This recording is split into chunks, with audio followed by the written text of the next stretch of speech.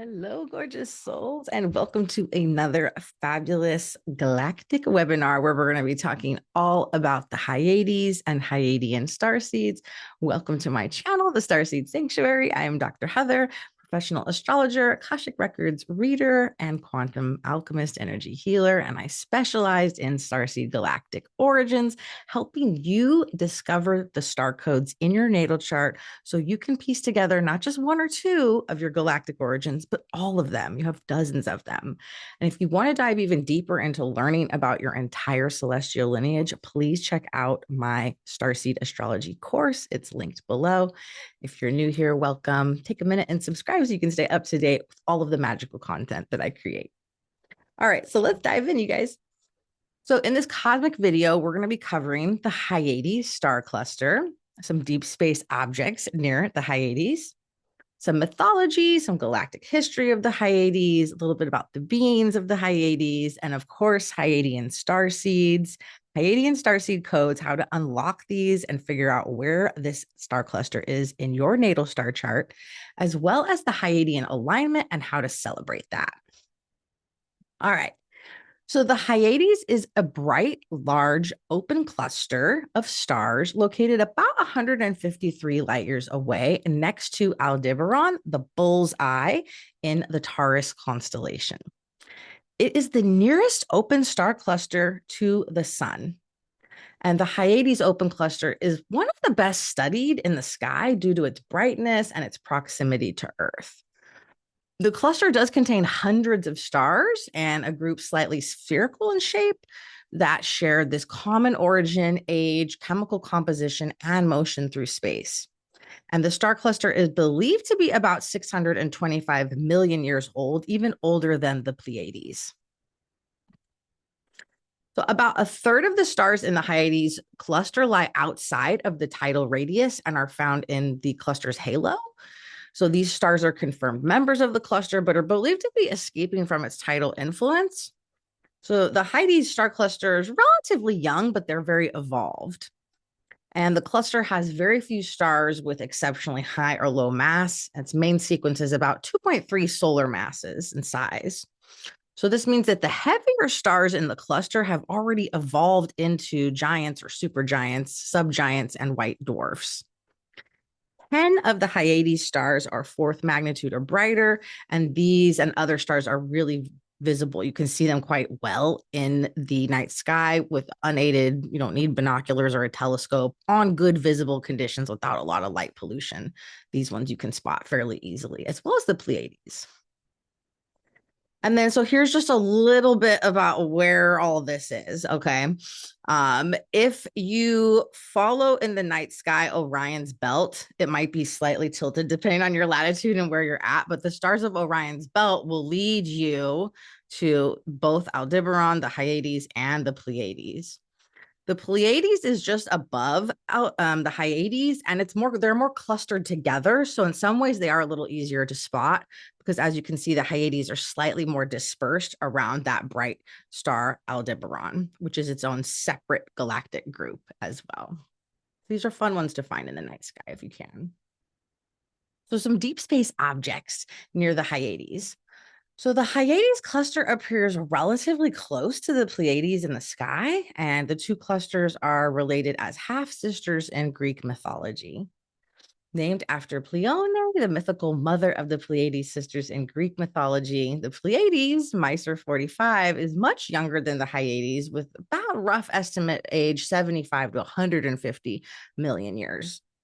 And so the Hyades and the Pleiades form the golden gate of the ecliptic, which is an asterism that marks the virtual gate on either side of the apparent path of the sun, the moon, and the solar system of planets across the sky. You can kind of see this V-shaped asterism that it forms here as well. So let's talk a little bit about the mythology of the Hyades. So the Hyades star cluster is named after the daughters of Atlas, a Titan in the Greek pantheon, who held up the celestial spheres. He's got the world on his back, that guy. And Aethera, who is an Oceanid. As I mentioned, they are half sisters to the Hesperides and the Pleiades. And the name Hyades means the rainy ones. So in the myth, the nymphs were transformed into a star cluster by Zeus after the passing of their brother Hyas, who died in a hunting accident.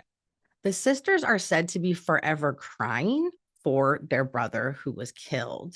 And they're often associated with the rainy seasons in the spring in the Northern Hemisphere, as well as, this need sometimes to honor our grief. They are considered a refugee planet for some, as you'll see in a moment as well. And the Greeks believed that the cluster's heliacal rising and setting marked the rainy seasons, which it still kind of does. So the number of sisters varies from about 3 to 15 in various myths. Their names are also from source to source, vary a bit, and include Acele, Ambrosia, Cleia, Coronis, Adora, Pedili, Phaoti, Phioto, and Pyloxy. So the Hyades appear in many, many different classical works, including the Ovid, Pliny the Elder, Horace, the Hesiod, and Homer. And in the Iliad, the cluster is represented on Achilles' shield, along with the nearby Pleiades and the constellations of Orion and Ursa Major as well. So let's talk about galactic history now. So there are two main groups commonly referred to as the Hyadians. The original inhabitants of the Hyades star cluster related to the Hathors and the Venusians. And then a second group of Hyadians are a colony of Ahil refugees from the Lyran star systems who escaped the war with the Siakar or Draco Empire during those first galactic wars that happened many billions of years ago, where many of the Lyran and Lyran or Vegan planets were destroyed. And so they had to flee. And as some of the Lyran groups found refuge in the Pleiades, there were another group that settled in the Hyades star cluster in the following 6 star systems: Theta 1, the Taz, Gamma Prima, Delta 11, Epsilon Ain, and also Alpha Taurus Aldebaran. So most of the Hyadians are the same group of galactic races as the Pleiadians, with a mix of different Lyran or Lyran colonies as well. So they're Lyran refugees, that second group, and they do have a lot in common with the Pleiadians and some of the Andromeda constellation groups as well. So the Lyran worlds had to flee in these 4 big ships that left the systems to escape the Draco Empire and the Draco Wars. They really did their best as they fled the destroyed worlds, carrying whatever they could with them to be saved. All of the hard work that they had done, cultivating things like plants, animals, people, precious minerals, and stones. And our galactic ancestors from Lyra and Vega didn't have much time leaving, but the Lyran worlds knew that they had to. This disaster was coming, and many of their inhabitants there didn't make it. So the ones that were able to flee, even though they first chose to defend what was rightfully theirs, eventually they were like, we just have to get out of here. And so the Lyran colonies in the Hades were mainly an Ahil race, same as those who terraformed and populated Era in the Pleiades, and a little bit of a Tal race as well from the Lyra systems. And so the Hyades people decided to redraw from galactic diplomacy, preferring cultivation of peaceful isolation. They rarely ever wander out of their worlds, that second group. They really just kind of like to do their own thing, keep to themselves. And so the beings of the Hyades. So the Hyadians, beautiful, beautiful group. This is now known as a intergalactic epicenter of many different races, as they do stop their in-between travels. It's full of many different types of beings, but the original race are feline, and they're beautiful, beautiful white lions that are humanoid. They stand up on 2 legs and hands, very majestic. And many sometimes describe the Lyrans as being white, but they're a little bit more golden in tone, at least from my view of them in the Akashic records. So the Hyadians have a bit more like white. They're a little more white and golden, almost like orange is kind of like the aura behind them. They have wings, a lot of them, orange sparks of light in their auras, and they're very, very gentle beings, very soft, very loving, extremely wise. And sometimes this wisdom is very silent. It's just kind of like a felt sense, a presence, if you will. So, Hyadian Starseeds, the proof and concrete evidence of your starseed galactic origins is in your natal chart. You could go to a psychic, you could do Akashic Records work, you could have a past life regression. Those are all beautiful modalities to unlock sometimes one or two lifetimes, a little bit more detail about your lifetimes, but all of your galactic origins are encoded into your natal star chart. And so that's just something I want to put out there because that's one of the most common questions I get asked is like, well, what kind of star seed am I? Or how do I discover my origins? It's all in your star chart, and there's concrete evidence of it there when you look at your natal star wheel, as well as the fixed star aspects to all of your different placements. And this is something I do teach extensively about, all the ins and outs of it in my starseed astrology course. So, Hyadian energy, really important here, is going to vary, of course, widely, depending on where these stars, where this star cluster is located in your natal star chart, as well as aspects the Hyades is making to different planets, etc. But in general, they do share the following traits. So Hyadian starseeds are very giving. They can be sometimes people pleasers. They really are just so loyal. They never give up on anyone. They analyze and see the flaws. They see the bad. It's like they see the red flags, but it isn't sometimes enough for them to give up on someone that they really care about. The love and loyalty that they feel is too deep. It's too true. And all they really want in life is to be happy, peaceful, and they really appreciate kind of like more traditional old ways in this world when they are incarnate on Earth. Many Hyadian starseeds live in the ancient past presently, no matter the day and age that they choose to incarnate in here, because they just prefer simpler times in a lot of ways. Many Hyadian starseeds have past lives in medieval and Victorian timelines on Earth, close connection to the angelic realms as well as the Hathors and the Venusians. Many Hyadian starseeds first came to Earth during the Lemurian timeline as well as Atlantis. And they're very musical, very poetic. They love to dance. They love all kinds of creative expression. Again, it's a way for them to express that deep, deep ancient wisdom that they have without speaking. They're a little bit more quiet, reserved, hung back a bit. So everything in life has meaning to Hyadian starseeds. Love is really a form of loyalty. And when they are hurt, it can be and feel very dramatic for them.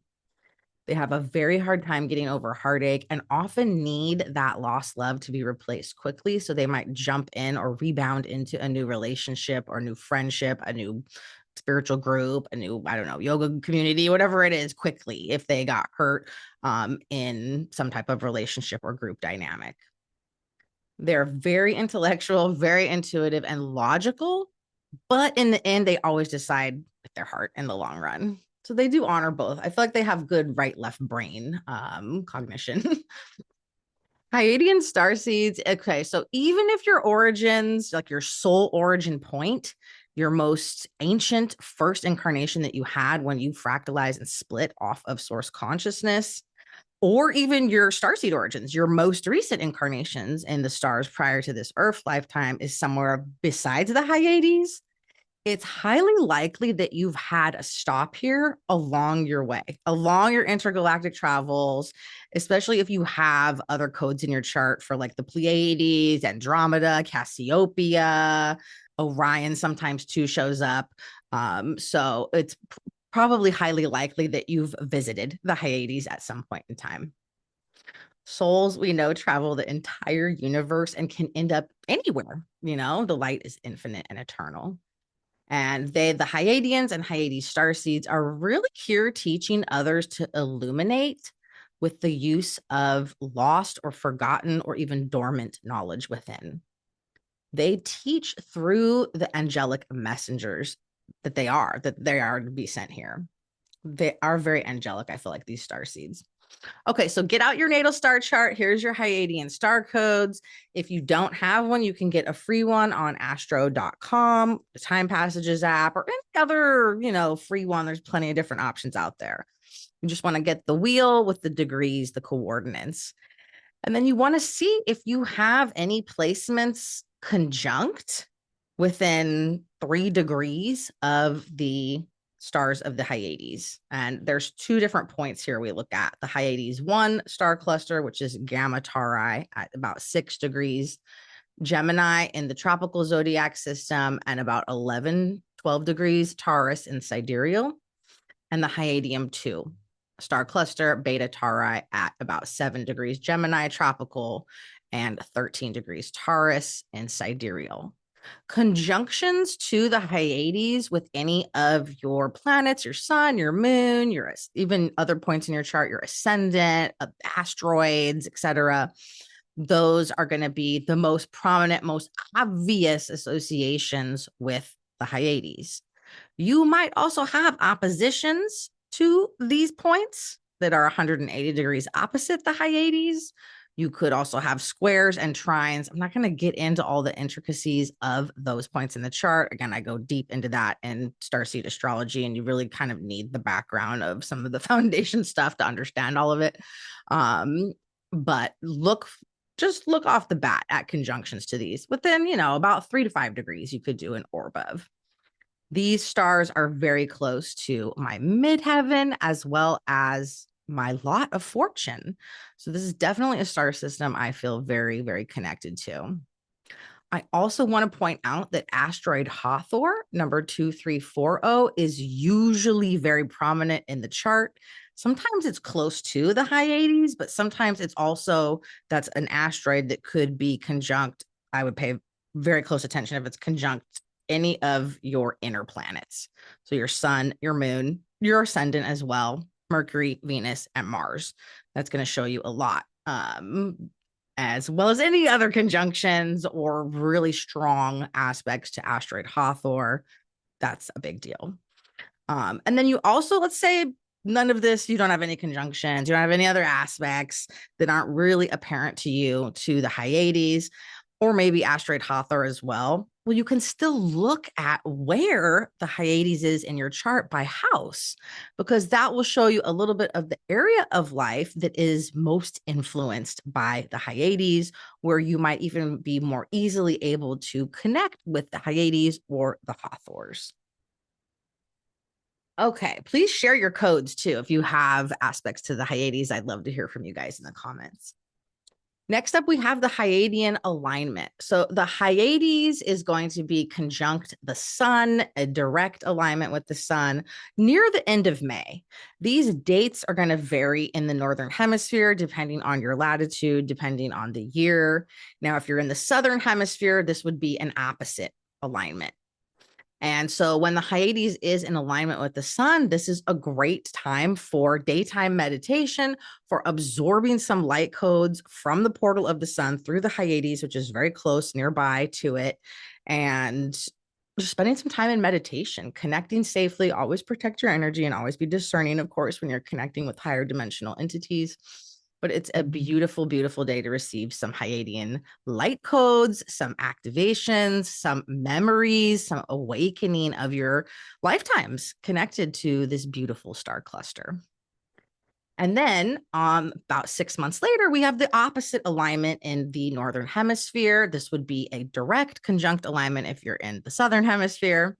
So near the end of November, these stars, the star cluster of the Hyades, will be more visible in the night sky for us in the northern hemisphere. And this is a wonderful, beautiful time for stargazing, observing some star codes, moving through any healing, any blocks, any barriers connected to past or parallel lifetime connections to the Hyades. And then a couple other notes here on how to utilize the Hyadian alignment. So we know in the Greek mythology, after the death of their brother Hyas, the weeping stars were transformed into what we know now as the Hyades, and were afterward associated with rain and the Hathors. Hathor, the sky goddess, ancient Egyptian goddess, also known as the Lady of the Stars and Sovereign of Stars, often linked with Venus and Sirius A. So, for all of these reasons, the Hyadian alignment is a perfect time to connect with divine, sacred feminine energy, healing rituals, to honor our grief, to move through our grief, to illuminate our grief, sometimes that we're not aware of, and to connect safely to the true light, angelic realms, and feline guides. So it's a beautiful time for so many different things. And yeah, I highly recommend that you guys just utilize the starseed alignments. They're just such a beautiful, easy way to connect and hey, get some vitamin D with the sun, and you get to just enjoy the beautiful expanse of space when you go stargazing. These are things that I love to do. They're simple and they're beautiful, easy ways for us to connect to nature and the elements. All right, you guys, that was my Hyadian Starseed super session here. Thank you so much for watching. Please share your Hyades star codes in the comments so you can find your soul fam, so you can connect with others of us that love the Hyades, the Hathors, the Venusians, and we probably had past lives together in the stars. So please let me know if you guys have any questions below, and I'll see you in the next one.